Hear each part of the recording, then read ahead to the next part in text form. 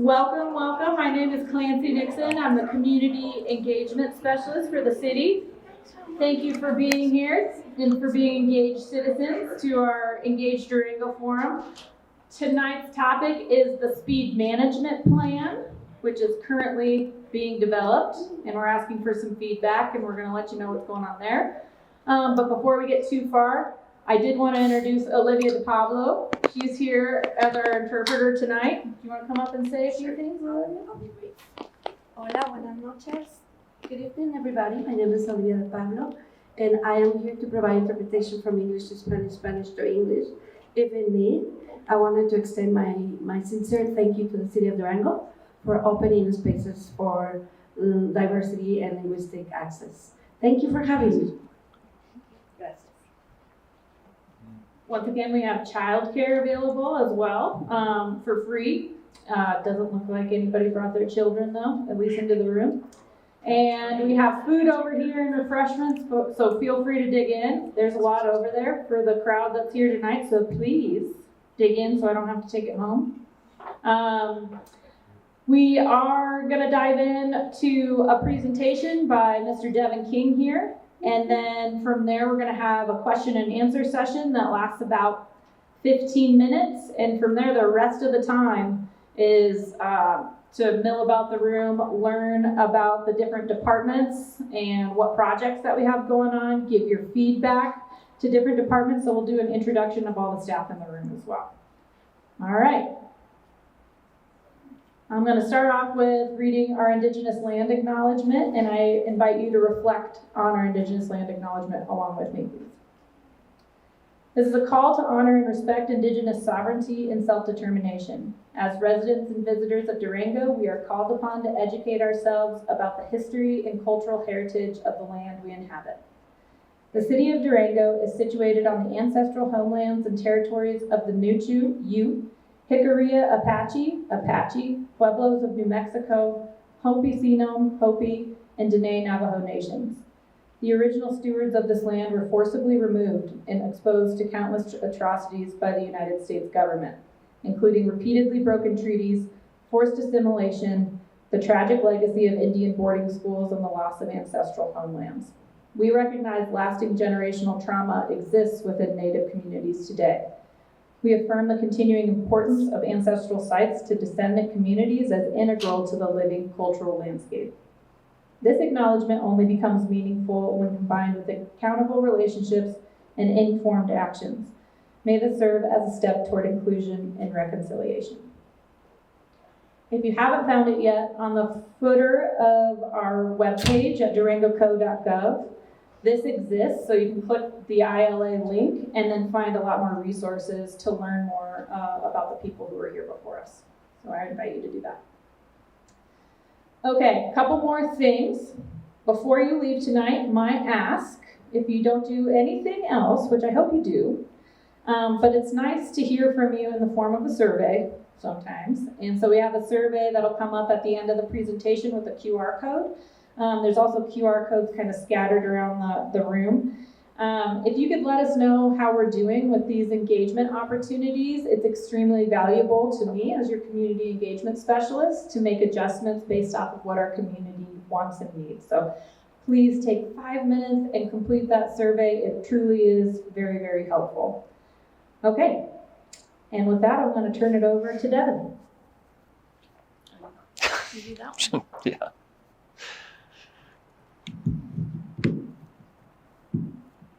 Good evening, everybody. Devin King, Multimodal Manager for the city. So glad to be here with you tonight. I'll make this presentation as quick as possible, but we're going to go through the speed management plan. We'll start off with a plan overview, then we'll discuss the demonstration projects associated with it, and then engagement opportunities. So here's where we are in the process.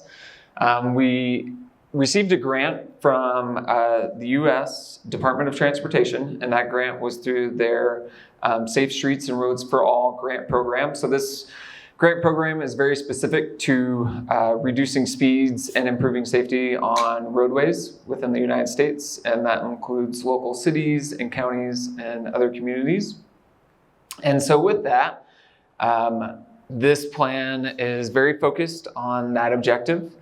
And we started off with collecting data and then analyzing that data. And we're going to be meeting with stakeholders, conducting community engagement, and that's the current position that we're in. And then we're going to move to demonstration projects, and then we're going to incorporate feedback, and then we should reach a final plan. So project overview. The main goal of the speed management plan is to reduce speeds and crashes, and I'll get into why speeds are so important. The plan will include a toolbox of strategies, including engineering, education, and enforcement tools. So it's not a one item only. It is a plan to create several different strategies to approach this topic. And the strategies to reduce speeds will follow national best practices and be context sensitive. So you may ask, why are we doing this? Why does Durango need this? So I have a graphic here at the bottom from the U.S. Department of Transportation that kind of shows what happens as speeds increase. So you can see over there on the far left, at 23 miles per hour, if a motor vehicle were to hit a pedestrian or cyclist, they have a 10% chance of death. And then if we go up to 42 miles per hour, it's a 50% chance. And up to 58, it's a 90% chance. So speeds are a key factor to roadway injuries and fatalities, and we've seen that in Durango city limits as well as nationally. But then if we look at between 2016 and 2021, we have 71 crashes resulting in injuries, and we have 7 crashes resulting in fatalities. So that's just evidence that it is a problem here in Durango, like it is in the rest of the nation.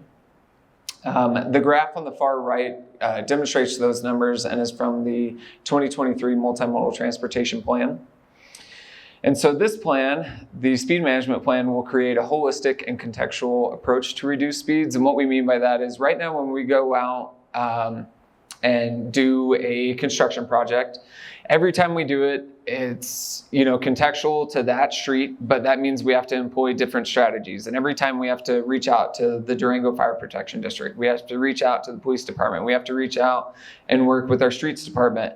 And there's a lot of coordinating that goes on behind the scenes, and this plan will help us all get on the same page as far as what strategies work and in which context. So if we're talking about an arterial street like North Main, what works best in that context versus what works best on Riverview. Those are 2 different streets that look very different and serve very different purposes in our community, and they have different needs. So that's what we mean by a more contextual approach. And then holistically, just, basically right now we just kind of spot approach. And so the idea is, how do we address our streets from a holistic perspective? So if we're making changes over here, what does that impact look over here, and how do we be consistent throughout the city?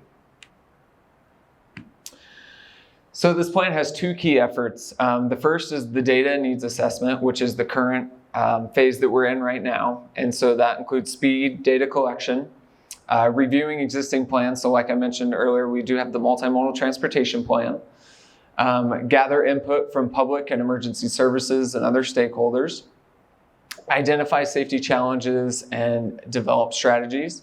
The second effort, which is demonstration projects, will include using that data to choose 3 test locations, including an arterial, collector, and local street, which I'll explain what those are in a little bit. Focus on high speeding, crash, and potential areas that are replicable to overall Durango streets. Implementing temporary demonstration projects, and obtaining community and stakeholder feedback from those demonstration projects.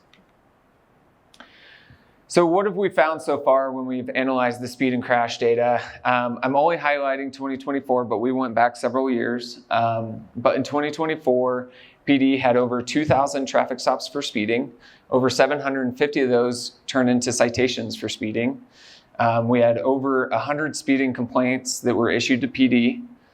And then if we look at crashes, we had 416 crashes, and that's just total crashes overall. 59 were had injuries as a result of, and then 16 of those injuries were bike and pedestrians. So there are some challenges and considerations anytime we're looking at strategies or how to manage speeds better in Durango. Commuter patterns is one of them. If we how do people commute into town, and how does that change? If we do something over here, what does that look like to the rest of the community? Are we making some side and local streets worse by issuing traffic calming in some spaces? So we need to be considerate of that as we implement. Bicycle and pedestrian safety is a big one. Again, you'll hear this term a lot, especially in the transportation industry. Bicycle and pedestrians are referred to as vulnerable road users. And what that means is basically if they get hit by a big ton piece of metal, the impacts to them are a lot greater than if, a car hits another car.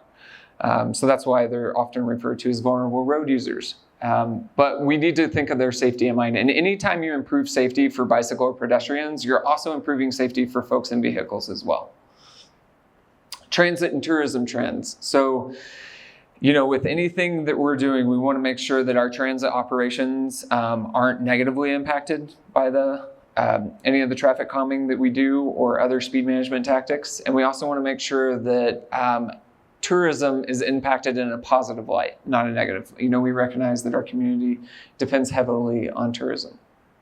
Emergency and evacuation access.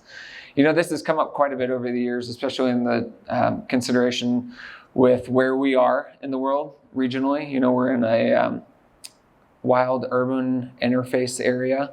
So we do need to be conscious of anything we do for traffic calming needs to not negatively inhibit evacuation routes or emergency services. So, for example, we have a picture right there with DFPD. It's a lot smaller than I thought it would be, so it's kind of hard to tell. But basically, that's the ladder truck downtown. So we need to make sure that emergency response is able to get to houses, is able to get to car crashes, is able to get to other emergencies like fires, etc., in the time necessary to make sure that lives are saved and they're able to perform the tasks that we are needing. Seasonal maintenance. Snow obviously is one that comes up often, but also sweeping. Anytime we get those big rains, we get a lot of dirt and debris in the roadway as well. So we need to make sure that whatever we do traffic calming wise, we're able to maintain and into the future, but also seasonally.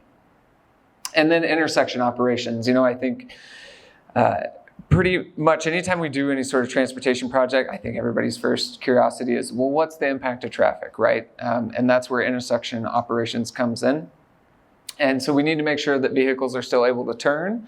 We need to make sure that traffic still flows smoothly because, long story short, if traffic doesn't, then people are going to start using other routes, and then that will have other impacts that we may not foresee. So potential strategies for addressing speeding, and these are just some, these are not all, but curb extensions. So that's the picture kind of right up at the top. That's actually over near Needham Elementary, which was a project done several years back. Automated speed or red light enforcement cameras. I'm sure you've seen a lot of that from PD posts lately. Speed cushions, which is something that we're going to be temporarily trialing or testing out on Animas View Drive. We're going to be putting them out in a couple weeks, but basically what it is it's essentially a speed hump. However, they have cut-throughs so that emergency vehicles can drive through them without going over the actual hump. Reduce lane widths. So right now, if you were to drive down Camino del Rio, the lane widths are anywhere from 12 to 15 feet.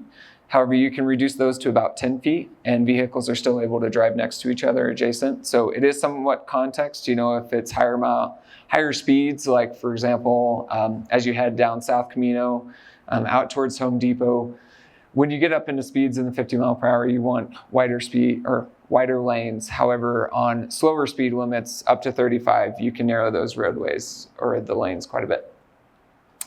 Chicanes, I don't have an example picture up here, and we don't really have a good example in town yet. We may have one this summer. But chicanes basically is where we make the road kind of twist and turn a little bit so that it's not just a straight thoroughfare. Roundabouts and traffic circles. Roundabouts are different than traffic circles. Traffic circles are much smaller than roundabouts. They're usually neighborhoods at an intersection, but they're not really meant as traffic control or intersection control versus a roundabout is intended to control traffic at that intersection. So they do have a little bit different characteristics and uses. Protected bike lanes, which is the image on the left with the vehicles next to it. So what that means is there's something vertical separating bicycle traffic from motor vehicle traffic. And then a road diet. The easiest road diet example is Main Avenue downtown. So if all of you remember, it used to be 4 lanes and now it's 3 lanes. So 2 travel lanes, 1 in each direction, and then the center left turn lane. That is a road diet, which we are implementing and constructing this summer on College Drive and East 8th Avenue. And then electronic signs showing driver speed. So these are located on, 32nd Street, Florida. We have several around town, Riverview, but those are the signs that flash when you are going over the speed limit.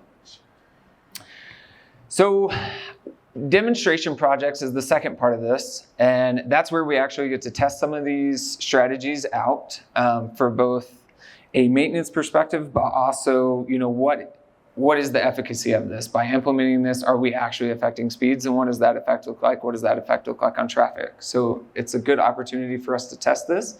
So we have 3 pilot projects planned for the summer, fall. The public will have the opportunity to experience these strategies and provide feedback. And the demonstrations will again test speed reduction effectiveness, road maintenance impacts, emergency service access, and potential for broader implementation. And what we mean by that is, if we implement this on gig line, can we implement that on, Animas View Drive? Like, where else can we implement this and how replicable is it? So demonstration locations, our arterial street location is going to be Gigline Gulch. We've received a lot of feedback over the years about this specific area. So basically from the roundabout to Hillcrest, so that includes Jenkins Ranch. But we do receive a lot of complaints about speeding up there. PD has, pulled multiple people over for citations in that area. And then there's also just a lack of bicycle and pedestrian infrastructure there. So it's an opportunity for us to try to meet both of those needs and conduct a pilot project. And so that one will include a buffered bike lane as well as some lane narrowing. And then Collector Street, we have Riverview Drive.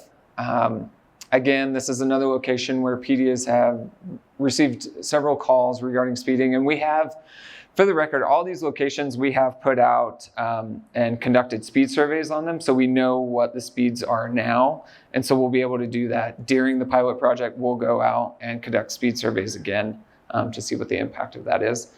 But Riverview Drive between Animas Place and Animas Place, so if you're familiar, Animas Place kind of does like a loop and comes back and meets Riverview Drive, so we're basically doing it in between that, and that's where we'll conduct a chicane, which you can see right here on the right image. That's basically a rendering of what it will look like. And this left rendering is what Gigline Gulch will look like. And then a local street or residential street is 7th Street. So that's between East 3rd Avenue and East 6th Avenue. Again, this is a location that we've had discussions with neighbors about concerns of speeding. And so that one, we're doing alternating back-end angled parking and curb extensions. So what that means is reverse angled in. So instead of pulling into front-end angled parking, you're doing the opposite, back end, and it's going to be on the other side of the road. So basically, you'll pull forward, back up into the space. This has become a very, I would say over the last decade, it's become more popular, but it has a lot of safety benefits. So, if you're backing in, when you're backing in that space, the people behind you, see you, you are visible to them. And as you're backing in, especially these days with backing cameras, you can see behind you as you pull into that spot. But then more importantly, when you pull out of that spot, you have a full view both directions. And you can see if cars are coming versus not coming, and then they can see you as well. But also what that's going to do is it's going to kind of switch as traffic goes down 7th Street. It's not going to just go in a straight line. It will move them horizontally. There's a term for it. It's called horizontal deflection. It's one of those fancy tech terms that we have in the industry. But real quick, one thing I didn't highlight on that I wanted to is an arterial street like Gigline or Florida or 32nd or College. The reasons why those are arterials and they have faster speed limits is those streets are primarily meant to get people from point A to point B as efficiently as possible. And then a collector street is basically pulling folks from the residential side to those arterial streets. So they're typically about, they're not as high speed or as high volume as arterials. So they're in between a residential and an arterial street. And then a residential street is, somewhere that has a ton of pedestrians, a lot of driveways, homes fronting it. So just context for you. So the final plan, when we get to the end, what we hope to have is a community-supported strategies for both long-term and quick-build solutions. And what we mean by quick-build is, I'm sure you've been on West Park Avenue or downtown and you've seen white flex posts and paint. Those are called quick-build projects versus permanent projects are where we actually get concrete, change the curb and gutter, and do a full reconstruct. And then we hope to have scalable improvements across Durango. So how can we start off with a quick build and then move to a permanent? And then how can we address that for the different street types that we just talked about? So engagement opportunities, again, one thing I haven't touched on yet is we currently have an online survey that was open, I think, May 10th, and it is going to close on May 30th. But the QR code will take you there. Otherwise, you can go to engage.durangoco.gov and go to the speed management plan and take that survey. It takes less than 10 minutes. It's a pretty quick survey. Highly recommend taking it so that we can get valuable feedback from you all. And the intent of that survey is to have an understanding of the community's concerns and feelings regarding speeds. So there's a lot of different questions in there, anything from how do you feel about automated speed enforcement is one of the questions in there, to, what speed limit do you feel most comfortable on a local street? And what do you want? What do you think that speed should be? Demonstration project engagement will be in the fall once we implement those. And then again, always feel free to go to engage.durangoco.gov to provide feedback. And with that, we'll go to questions. Thank you, Devin. Appreciate it. Okay, who's got questions? Yes. Can you explain the animus view, the animus place? That's a block look around. I don't understand what you're saying. So the improvements will actually be on Riverview Drive, just between where Animus Place connects both times. And in that, it's a little bit hard to see in this image, but basically what we're doing is we're creating a curb extension or a bulb out in the road. We're taking away the center line. And basically what will happen is cars will kind of jog around these bulb outs in the roadway for just a couple of blocks. And the reason why we're only doing it for a couple of blocks is this is just a test to see, does this slow down speeds? What are the impacts from this? And then the rest of the street will look as it does now. So you're not doing anything on Animus Place? No, correct. We are not doing anything on Animus Place. Just that section of Riverview, yes. And before we put any of these out, we will send out postcards to the neighborhoods, et cetera, because right now we're not planning on it until late July. But we will send out things to the neighborhoods before we go and implement it. Sweet. I saw the speed limit at 25, for example, on your signs. My belief is if you post a 15-mile-an-hour speed limit, that you're doing more good than having a 25-mile-an-hour. I believe in posted signs, and I believe in tickets for people that don't do that. So I think I've taken your survey, and one of my suggestions was to lower the speed limit, especially around neighborhoods and schools, to 15, and coming down Florida, before you get to the 3rd Avenue turn, it drops to 25. And my suggestion has always been to lower the speed limit to 15, coming into the curve, whether you go straight and hit North Main, or whether you take the left turn and go down 3rd Avenue. Drop your speed limit. That's my suggestion. Thanks, sweetie. Glad you took the survey and provided that feedback there. Any other questions? Chris? I have a question. How does this project overlap with the road diet? the College Drive road diet? You know, I know they're separate projects, but are there some of these components that are incorporated into that College Drive project? Or? Yeah, great question. So College Drive is a road diet. So again, that is one of the speed management strategies that is in this plan that is up for discussion. And it's one of those proven speed management strategies that the Federal Highway Administration advises and has documentation on. But yes, essentially we will be implementing that this summer on College and 8th to slow down speeds on those particular streets. The 7th Street is very much separate of that, but is somewhat based off of the feedback we've received from neighbors as well as yourself in the past, as well as concerns that, what happens if we change the traffic pattern on College and 8th? Is that going to affect side streets? And this is a good opportunity for us to look at that. I can't remember, does the College Drive include separated or protected bike lanes? It includes buffered bike lanes. Yeah. And the difference between a buffered versus a separated bike lane is the separated actually has physical vertical elements to separate the cyclist from the traffic versus a buffered is essentially just painted lines that is usually about 2 feet or so. However, that does offer an opportunity for us to go in later and put in flex posts or even temporary, you can put cast in place curbs essentially in those locations. So it doesn't prohibit us for later going in and putting in physical separation. Yeah. Ms. Mary Allen. Thank you, Devin, for that presentation.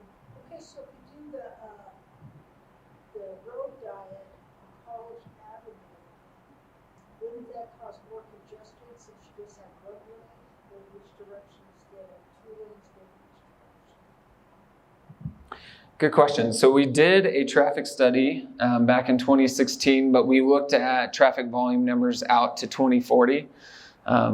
And long story short, with College Drive and East 8th Avenue at their current, so road diets are recommended for volumes of 15,000 and under, or actually no, I think it's 25,000 and under. And College and 8th are around 6,000 to 10,000 vehicles per day. So as far as volumes, like College and East 8th Avenue are perfect candidates, but also when we looked at that, where traffic really stacks up is at the intersections. And those, we are basically keeping the same configuration as now, and we're actually improving it some at the intersection of College Drive and East 8th Avenue. So that intersection should perform better than it does now. So the delay there shouldn't be additional delay from what you experience existingly. I don't think existingly is a word, but. It works. It works. It doesn't matter. It works. That's a new word to get created. Rick. This is a speed-related question, but probably not anything on this slide. Who in this room is responsible for monitoring and enforcing speeds on the Animas River Trail?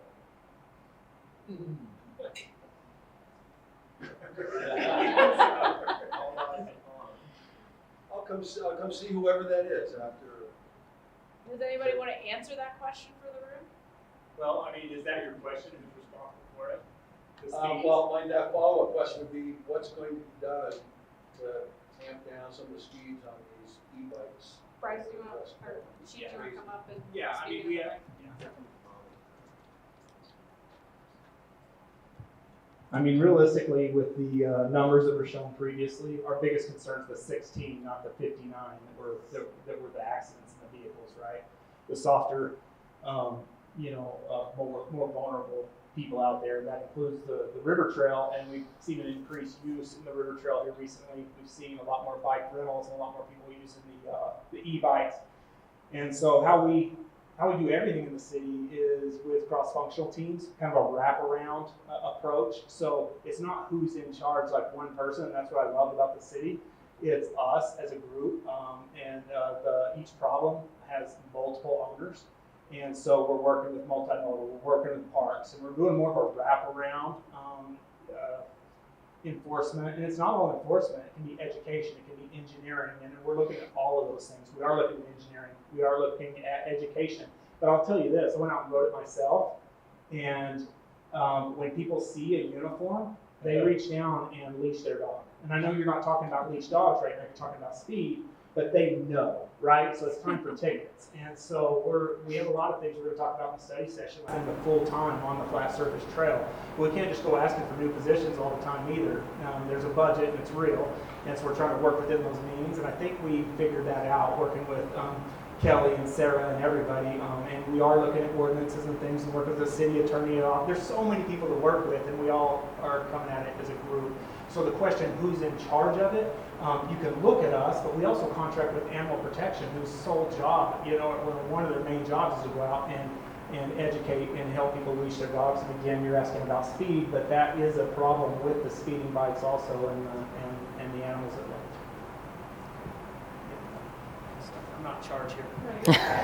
I just wanted to also say, you referenced Kelly and Sarah. They're out of our Parks and Rec department. Kelly is standing back there if you'd like to chat with her a little bit more about it too. Yeah. Oh, Kelly wants to say something. Come on up. Study session, we will be going over that at the next study session. Oh, the next city council study session? Okay, and that's coming up on Tuesday, and it starts at 2:45, right? Okay. I always get it mixed up at 2:30, 2:45. 2:45, council chambers. If you're interested, you can attend online. It's a study session.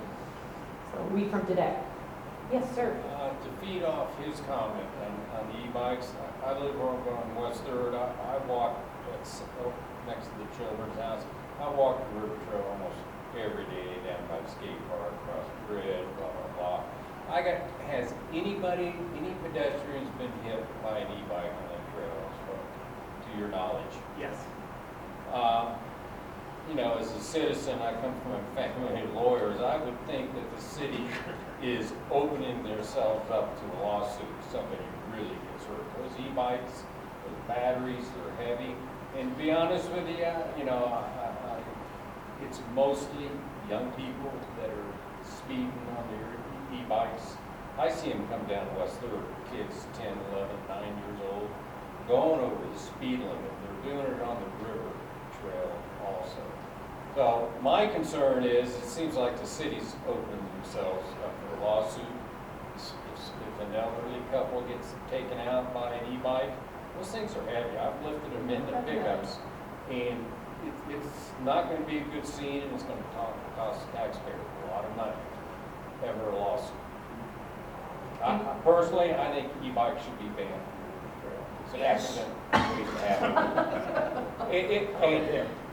I'm a mountain bike rider. Once in a while I'm on it, but I always communicate to people up front on your left. But maybe as I'm walking, that happens 5 or 10% of the time. But the e-bikes, I don't want to get hit by one because I know the damage it's going to do to me.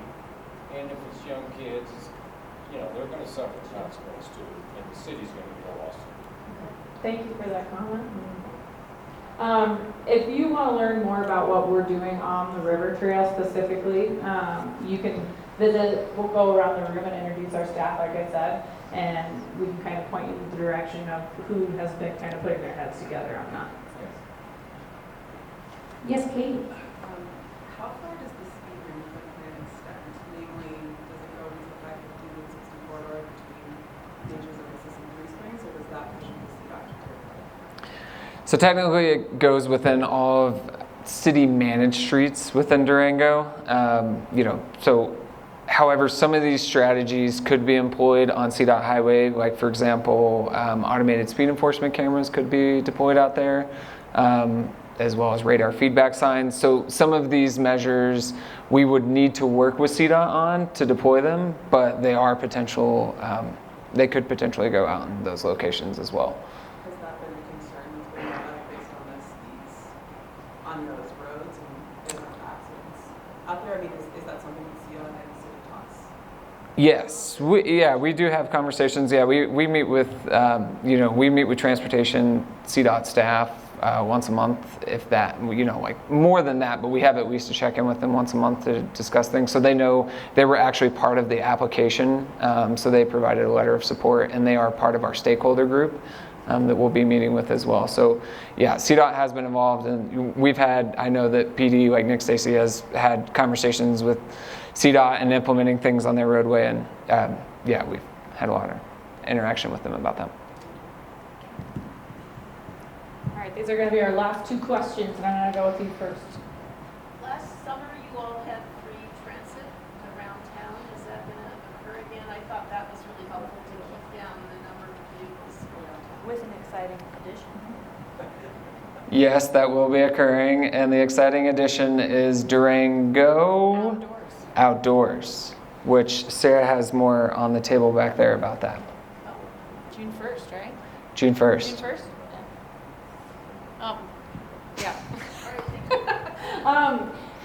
Yeah. Visit Sarah for the finer details, but they're running on-demand transit service for $2 a ride, for taking you to like Lake Nighthorse, to the Colorado trailhead, kind of those more congested trailheads and spaces. So kind of nice. I'm excited about it.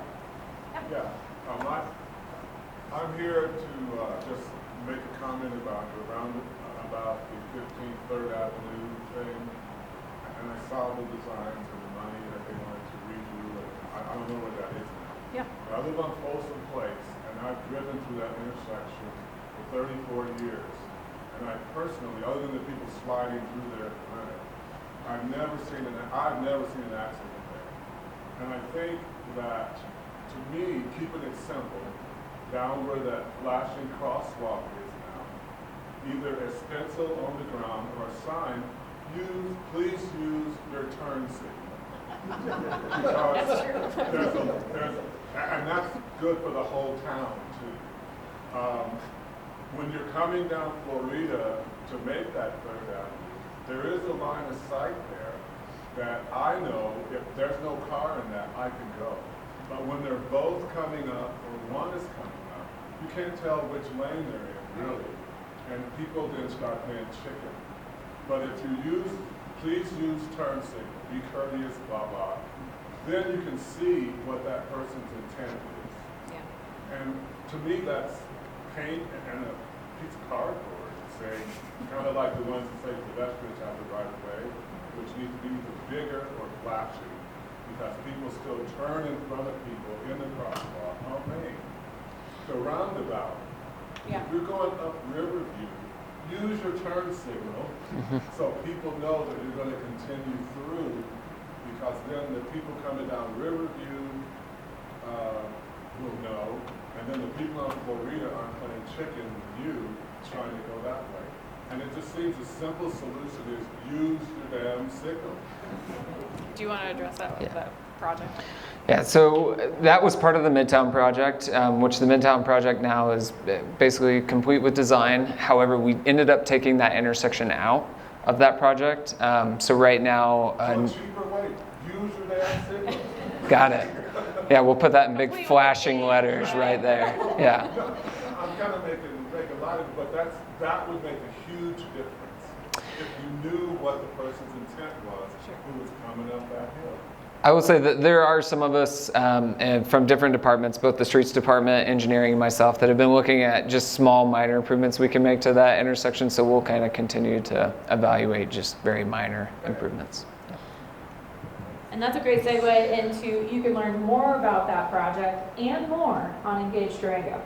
So if you go to engage.durango.gov, this is only about a year old, this website, and so we've been loading all of our projects on there where we're asking for feedback or that we want to give you a bunch of information about so you know what's coming. You can check out the timelines of all these things, the plans, all that stuff. Any presentation that's come about that project. So I would encourage you all to visit that site. You can learn a ton about our projects there. And we have things that we just launched, like the Parks and Recreation Visioning Board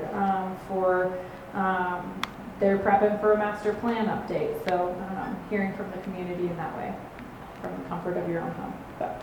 Okay, we're going to move on. Thank you for your questions.